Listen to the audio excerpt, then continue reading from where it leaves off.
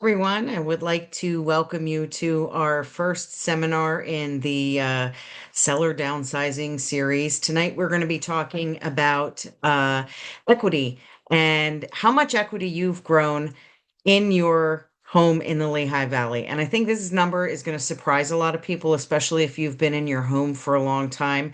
This is going to be real quick. This seminar series, it's really more of a workshop seminar. It's a place for us to ask questions. If anyone has any questions, we'll open it up for that at the end. And it's just going to be a real quick, bite-sized pieces of information that you can take and apply and then come back for just the series that you're interested in. If you don't have time to make it, we're going to record the whole series. It will be posted on the website. Okay, great. Let's get started. Give me 1 second here. I'm going to present my screen and all right. Here we go. Perfect. If anybody can't see that, let me know. All right.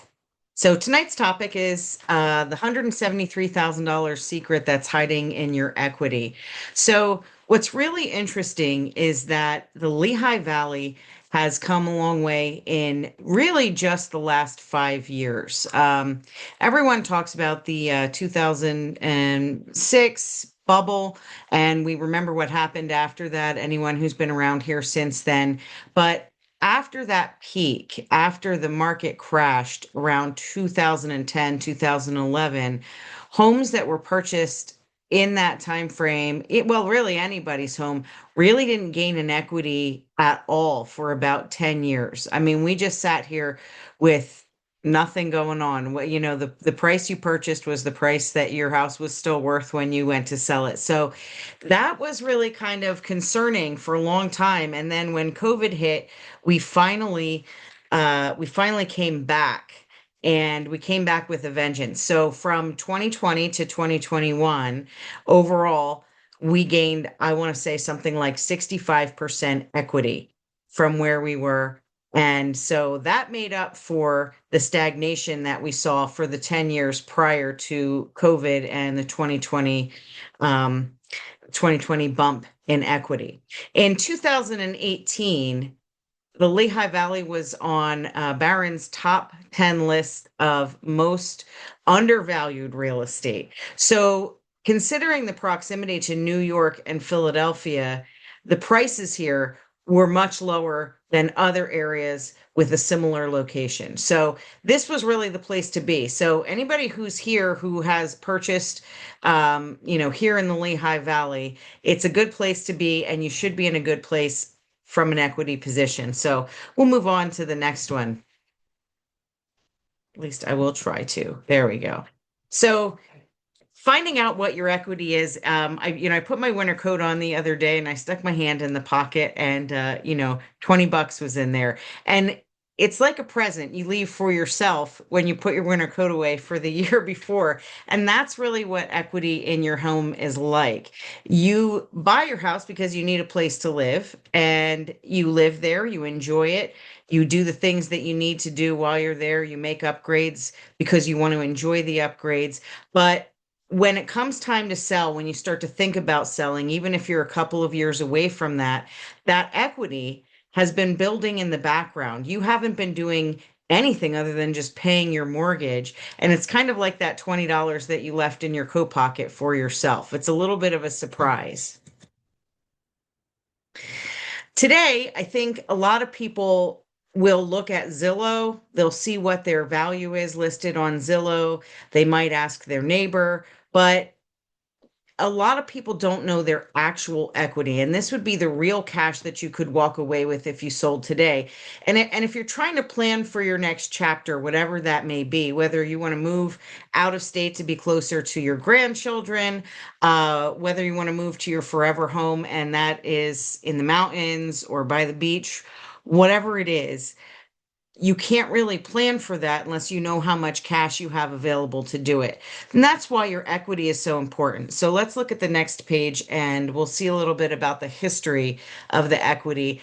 in the Lehigh Valley. And this really just talks about what has happened from 1995 to 2025. And I'm going to date myself. That's the year I graduated from high school, 1995. So just to give you an idea of the period of time that we're looking at here. But Really, I feel so old. yes. So Don't don't say anything else. so if you look at this, I mean, you can see that if you purchased for in 1995, if you purchased for $95,000, the value today would be $350,000, and that's on average. And even if you purchased in some of these other areas here, I mean, you can see this $95,000 really only creeps up 5 years. It only gains about $25,000, a little bit more for another five, goes down from 2005 to 2010. That's the bursting of the bubble that we're talking about. And I remember that we purchased kind of on the downside of this around 2010, and the people we purchased from paid more for the house than we did. So a lot of people took a really hard hit in this time, and it took a long time for the market to recover from this. But as you can see, we're all back to, if you bought in any of these times and your value's 350 today, even at the end of this, you've still gained quite a lot of value. I mean, we're talking about 5 years here, and that's $105,000 worth of equity. That's not bad for 5 years. Um, Equity is a little bit more than just how much is available in your house. Obviously, I think most people understand how to calculate. It's your home value minus what you have left on your mortgage, but you also have to consider what are your costs to sell. And then if you have any other specific costs, like you might want to do some upgrades, there might be other things that need to be done that maybe you've been putting off. I mean, if you haven't put a roof on in 30 years, that's something you probably need to plan for in order to sell your home to get the most out of it. But not every upgrade is going to be something worth doing. That's something that, we could talk about that if you have any interest in that. But those are the calculations. So an example would be if your home is worth 350 and you've got 80 left on your mortgage, your selling costs are going to be about 7%. Now that's a pretty generous amount for your selling costs. That breaks down into an amount for commission, that's got your transfer cost, plus some amount calculated for those repairs and home maintenance that you probably have deferred and want to do before you get the house listed. But even so, with all of that, you're still going to walk away with about $245,000. That doesn't mean that you can buy a house for $245,000. It means that you have that much to play with for a down payment. So some combination of that plus a small mortgage, that could really get you into your dream home pretty quickly. Okay. Here's a couple of scenarios just so you can see what it might look like. So if you bought in 2000 for 120 and you paid down your mortgage for that entire amount of time, your mortgage is probably almost paid off. In this scenario, it is paid off. So with the 25-year mortgage, you would have that full amount of equity, about $325,000 after your sale. In 2016, you have a little bit less. Obviously, you still have a balance on your mortgage, but I think people would be surprised to find that even if they bought in 2020, they've already accrued $105,000. Now, the rule of thumb is that if you're not going to stay in a house for 5 years or more, it's going to be very difficult to get enough equity to make some money on it. But we've had so much growth in the past few years that this is much more than a break even right now. What we're seeing, the difference between 2020 to 2025, it's more like 60 to 65% growth. So that's a really crazy amount of value coming in just a few short period of time. Over a longer period, the growth looks more like 4% on a trend line. So ultimately it balances out, but we see the peaks and valleys as we go, and that's what we're experiencing right now. So once you figure out what your equity is, the question is, what can you do with that equity? And this seminar series is really geared more towards people who are in a transitional chapter. I like to say coming into your second act, I feel like I'm there. Um, it's that certain age where your kids are grown or almost grown. At least they don't need a babysitter anymore. And you're starting to think about, okay, what is it that I want to do? Am I going to stay at my job? Am I going to find a career that I enjoy a little bit more? Even if it's a pay cut, I've, maybe put aside enough money. Maybe you want to downsize, maybe you want to right size. Um, those can be different things for different people. So some of the options, some of what you can do, what you could think about is, you could buy a smaller house. Think about what do you really need. Take that equity. If you've got $245,000, see if you can find a house for that price, pay it off outright, and then you've got no mortgage to worry about. And then everything that's coming in is cash. And I think you would be surprised how much money that feels like when you don't have that big mortgage payment every month. The other thing that you can do is you can right size with a smaller mortgage. That's for, really finding a house that's a better fit for you. You probably don't need 4 or 5 bedrooms. If the kids come home once a year, you can probably make do with maybe a rec room in the basement that you can put a couple of beds in and, maybe one guest room. The other thing, and I always say, if you have your house paid off or you have a lot of equity in it, a lot of us who have had our mortgages for a long time have low interest rates in the threes. It might make sense for you not to sell that house at all. If you have a taste for it, you could rent out that house and invest in another home for yourself. Whether you find something, small and temporary, either way, you could use your home to create additional income and it will remain in your possession. So it will continue to accrue and grow more and more equity for you over time until you get tired of being a landlord and then you sell it. So there's other things that you can do, but even if you decide to stay put, then, there's something that at least, because there are other things that you can do with your equity. You can use your equity to uh could use it for a big vacation. Maybe you have a 30-year wedding anniversary coming up, or you want to help your kids with a down payment on their house. You can use your home equity to help them get started in life or to do projects or other things that are outside of the home. So knowing your home equity is very important. And it's also important to know so that you can make sure that your insurance is the correct amount for the size of your home. Sometimes your value can outstrip the uh the amount of insurance that you have on your house. So that's something to check. If you ever want any referrals for that, I know a few people who do insurance and I can refer you to some good people who can talk to you about the options for that as well.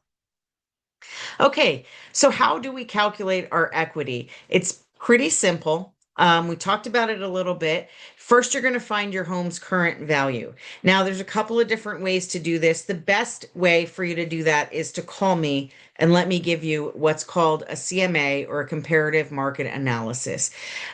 I'm going to look on the MLS and I'm going to tell you if we listed your house today, this is what the value of the house would be. That's really the best way to do it. The values on Zillow are not very accurate. They are off by quite a bit.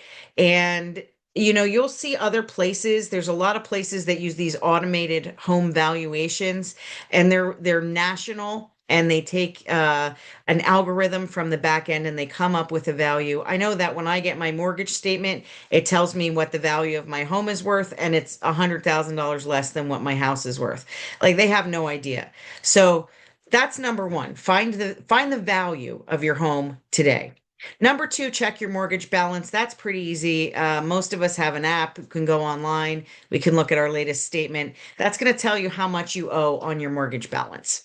And then step three, this could really go hand in hand with step one. If you want to know what your selling costs would be, that's something that I can talk to you about. We can work out some general numbers and give you an idea of what that's going to cost you. Not just your closing costs, but again, we could walk through the house, talk about projects that give you a strong ROI. Some don't, to be honest. Usually paint is almost always worth it. There are some I talked about a roof. Some repairs like that are almost a necessity. But then other things like redoing your entire kitchen, that's not going to give you the return that you want. You're going to spend more money on that most likely than you will get in return. So if you're thinking about selling, that might not be the best thing to do. So when it comes time to do that, that's just something, we'll work out all those numbers. And so once you know all of those numbers, that's going to give you your final equity balance, and that's going to give you what you have to work with. Okay, here's a couple of myths. I hear these things pretty often, to be honest, but they're not always true. They come from somewhere. So there are cases where these are true, but there's always a little bit more digging and a little bit more to each one of these, a little bit more research that needs to be done. So myth number one, we hear this all the time. I don't want to buy right now. I want to wait for lower rates. Look, I totally get this. I have a very low interest rate because I bought at the time when interest rates were pretty low and I refinanced. So I'm in at, 3.25%. And it feels really hard to refinance that into a different higher rate that's closer to the 6% range.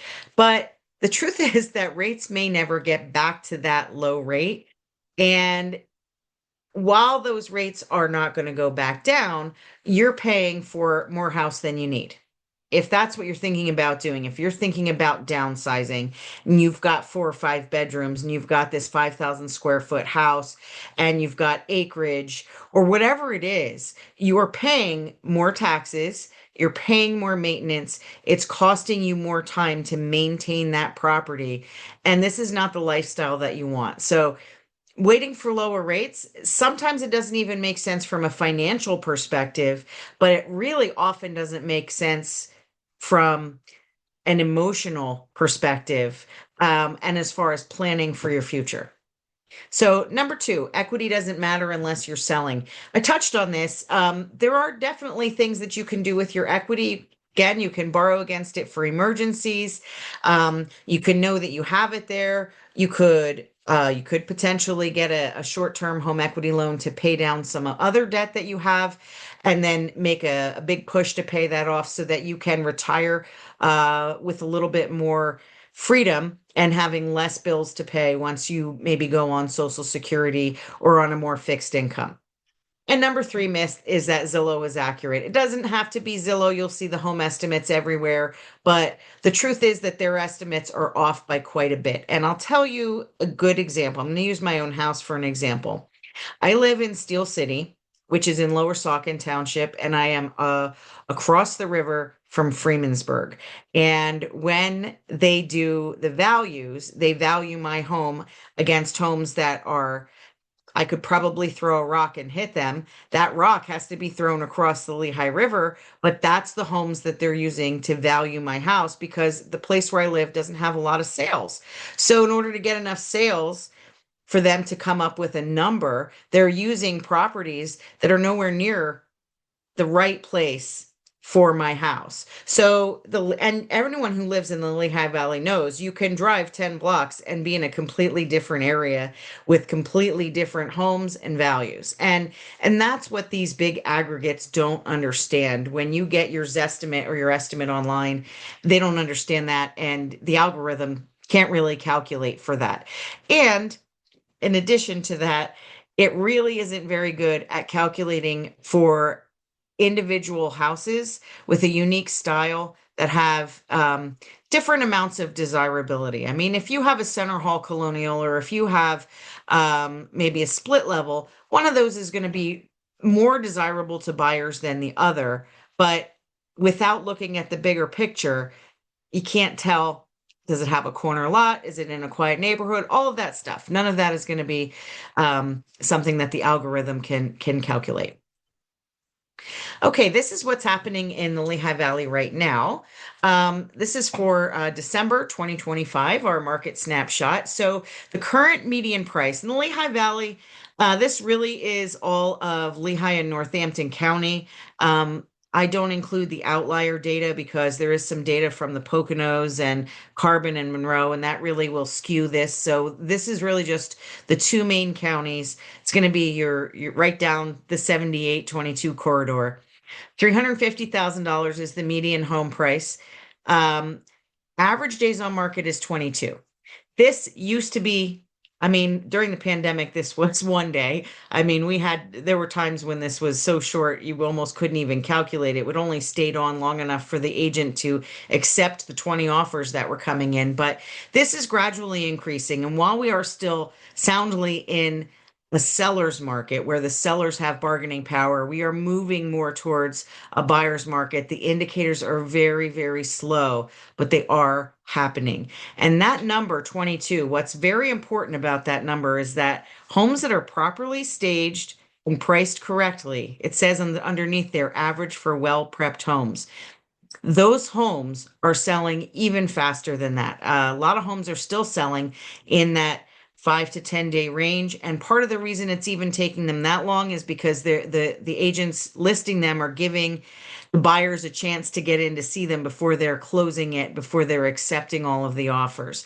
But what I will say is that number is a lot higher if you think that you just want to throw your house on the market, you're not going to clean it. You're not going to worry about how cluttered it is, whether it needs repairs. And if you list it higher than it should be listed and you think, well, let's just see what happens is you're going to sit on the market for a long time. Buyers are just not accepting those high prices anymore. You know, during the pandemic, pretty much anything would sell for almost any price. People were that desperate, but the buyers are no longer that desperate.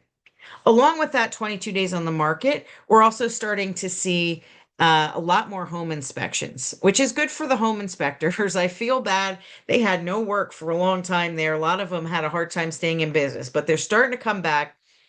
And that's part of the movement towards a buyer's market again. When buyers start to take their buying power back, that's when we start to see them negotiate things like inspections. So that's why preparing your house and being ready for sale is so important. And we're going to talk about that in future seminars. Keep an eye out every week for what the topic is. We do have some that are about just exactly that. So I won't go too far into detail here. Current interest rates, I have on here 6.5 to 7%. This is probably a little bit high. You can get less for a 10 or a 15-year mortgage. That's one of the options that you have if you're looking at downsizing and getting a smaller mortgage. You could get a mortgage for a shorter period of time at a better interest rate. But just in general, that's where we are. And we do expect this is probably going to go down a little bit in the coming months. And obviously, inventory status. We still have pretty low inventory, and that's what's making it a seller's market more than anything else. Even though I talked about these other indicators that are kind of giving the buyers some power back, the inventory is low and there's not a lot of choice. So when that good property comes on, that's why there's still so much competition for it. People are just waiting. So that's where we are. No way to know when this goes. When it starts to slip and it flips the other way, it's going to go fast and you won't see it coming. That's just the way it is. So, um, so that's pretty much the end of it. I said I would keep it short and sweet. There's a few more things. So if you want to do some homework this week, here's a few things you can take home with you, and then you'll be ready for some of the other parts of the series. So number one, find your purchase price. We can find that in your documents. You don't really need your purchase price unless you want to calculate how much money you've actually accrued, because obviously it's not just about your mortgage balance, because you did pay for that down payment in the first place. So that money was money that you spent, whether you're accounting for it or not, with your mortgage balance. So you really want to see how much you've profited. It doesn't affect your equity. Your equity is based on your mortgage balance, but your purchase price is going to tell you how much money you have personally profited. Get a ballpark home value. You can get that from me. I mean, you could use the one online if that's something that you want to do. And I'm going to show you a little bit of I'm going to show you a tool that I created that's going to be hopefully give you an idea of a starting point for this, especially if you're just starting to think about it. Maybe you don't need an exact number yet. The tool I'm going to show you in just a minute right here at the end is going to help you with that. And then all you have to do is do the math. Figure out your current value minus your mortgage. Figure about 7% selling costs just so you're covered, and then that gives you your equity. Okay, so this is the tool that I was talking about. I created a calculator that will give you your equity based on where you live. It goes by school district based on where you live in the Lehigh Valley. So I want to show you that real quick. We'll calculate it together, and I just want to see if I have anything else on here. Okay, let's look at this. Let's look at this real scenario here before we go over to the calculator. So in 2001, Linda bought for $135,000. She lived there, she raised her family. 2024, she thought she maybe had $100,000. The kids moved out, the house was too big, but the reality was that she had almost three times that amount of equity. And so once we figured out how much money she had available, she decided that what she wanted to do was live mortgage free. So found her something that she could purchase outright without a mortgage, and she lives in a place with low maintenance so that she can come and go as she pleases. So that's what happens. That's one way you can go when you find out how much equity you actually have. Knowing is what gives you the options. It helps you plan your next chapter. You obviously can't plan if you don't know the math. You can't make decisions. And, guessing is going to keep you where you are. So you may dream about moving to that smaller home, but you're going to be stuck until you actually take that first step. Here's a couple of questions that I always get just to kind of answer these before people ask them. So, can I sell if I still have a mortgage? Of course, we do that every single day. You would probably coordinate and try to sell on the same day, and then you would walk away. One mortgage would pay off the other, and that's how it works out. You don't have to worry about that. That's all taken care of behind the scenes. What if I owe more than the house is worth? Well, that is pretty rare in the Lehigh Valley market right now. The reason that that might happen is if you purchased recently, especially if you used a VA loan or a USDA loan where you could finance 100% or more. That might be a case where you owe more than the house is worth, or there could be something catastrophic that happened to the house or the place where you live where it is no longer worth what you purchased it for. If that's the case, that is something we would need to talk about more individually, and I can tell you what your options are for that. There are some options. Most of them are going to involve the mortgage company and having a conversation with them in that case, but we'll have to see what the situation is. Next one is, do I have to use all of my equity to buy another house? Of course not.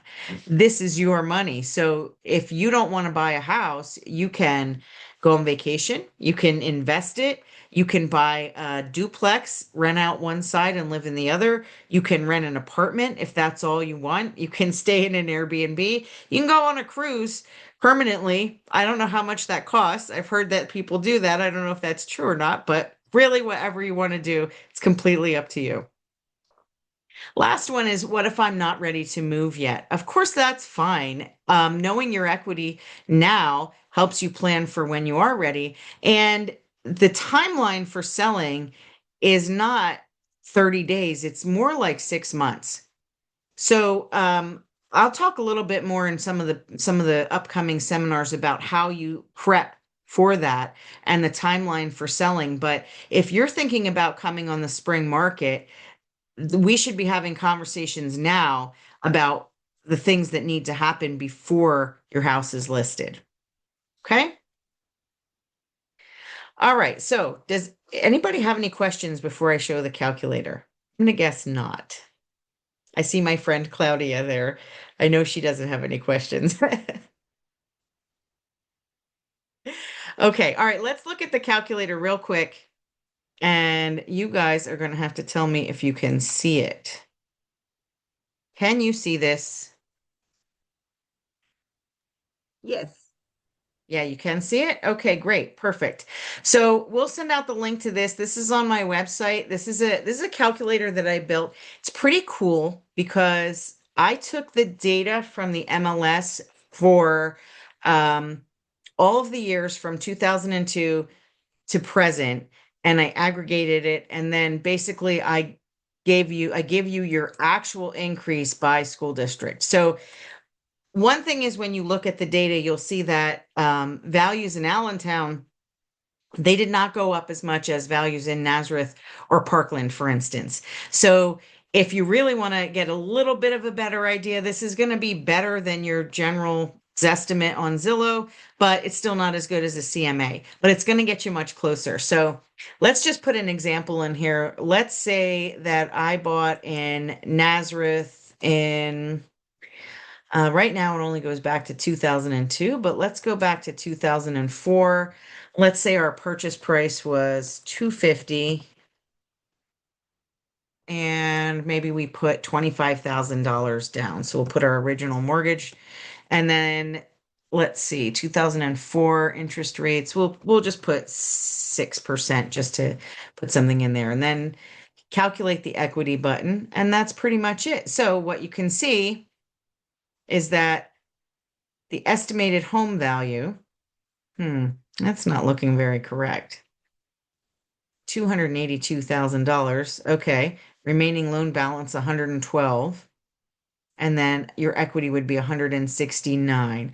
I think it's gone up a bit more than that. Let's see what it does for that looks a little bit better. Something must be goofy with the Nazareth numbers. I just built this, so I haven't tested it too much, but I will be looking at the back end of this, but Bangor is giving us a little bit more of a realistic number here. So if you purchased in 2004 for 250 and you had $225,000 that you mortgaged, your estimated home value today would be $439,000. That looks more correct. And then your estimated equity is going to be $327,000. So it just does a little bit of math for you.